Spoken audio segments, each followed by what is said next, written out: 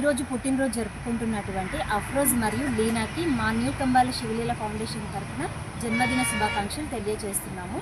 ఈరోజు మన నల్గొండలోని వృద్ధాశ్రమంలో వృద్ధులకు పండ్ల పంపిణీ చేయడం జరిగింది మరియు అదేవిధంగా మజ్జిగ ఇవ్వడం జరిగింది. దీనికి సహకరించినటువంటి అఫ్రోజ్ లీనా పేరెంట్స్ మరియు కుమార్ సార్కి మా ఫౌండేషన్ తరఫున ధన్యవాదాలు తెలియజేసుకుంటూ ఇంతటి చక్కటి అవకాశాన్ని మాకు ఇచ్చి ఈరోజు పుట్టినరోజుని ఇంత సెలబ్రేట్ చేసుకునే విధంగా మాకు అవకాశం ఇచ్చినట్టు మా ఫౌండేషన్ చైర్మన్ గారికి కూడా ధన్యవాదాలు తెలియజేస్తున్నాను.